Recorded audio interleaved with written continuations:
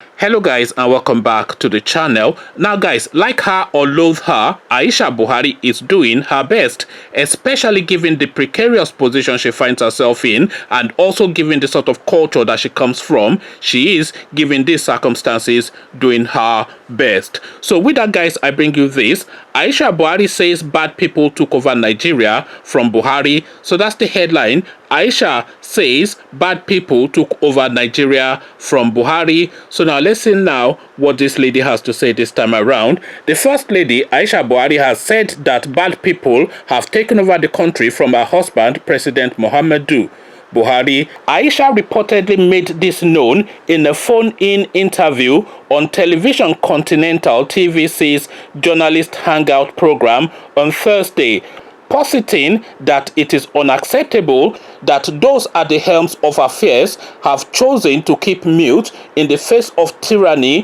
when some are trying to use the social media to bring down the government. I think that we should not allow people that are nothing to override the innocent. I don't know why people that are supposed to be in charge should remain mute whilst bad people take over the country from us. It is impossible and totally unacceptable. They are now taking to social media to bring down the government itself. Aisha said she revealed that false information did bother her, noting that the spread of fake news of Buhari's rumored death and his supposed decision to take another wife was a ploy to destabilize her husband's government.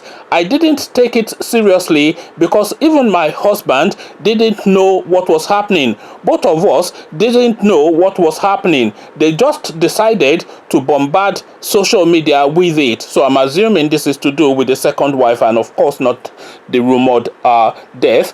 Recall that Aisha had 2 years ago told Voice of America in an interview that two powerful people hijacked the country's government from her husband, who was elected president. She said that her husband would have achieved a lot more than it had in 3 years if not for two people in government who will never allow things to move fast. I am disappointed in men who, rather than fight these two people, will go to them in the night begging for favors, she had said.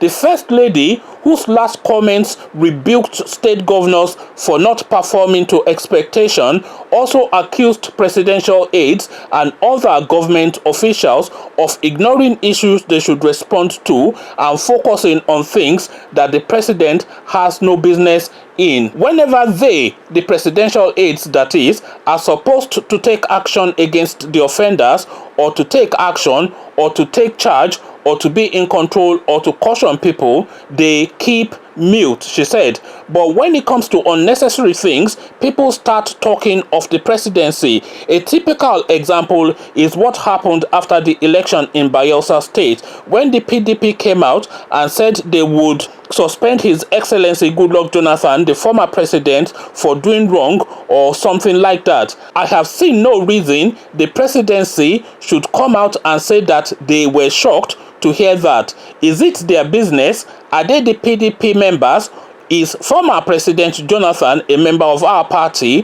What does that have to do with the presidency? So now this is now this lady piping up again and chiming in, and this time around she has phoned a television station, apparently, allegedly, and I shall go look for clips of that because this journalist hangout is something that I watch regularly, at least online. Babajide Otitojo and the rest of his gang. So I watch this regularly, and this guy is well loved within the setup in Aso Rock, so I can imagine that she would have made that phone call, and I'm going to go look for that video. But apparently, allegedly, and this is being reported by the Tribune, one of the premier newspapers in Nigeria. So this is the source now. This is how it's coming out. So this lady has now come out again to single out these two elements who she has previously identified in previous videos, that look, these unelected shadowy figures have seized control of her husband's regime, and obviously they are now moving the country in the direction of their will, which is not necessarily the direction of of the want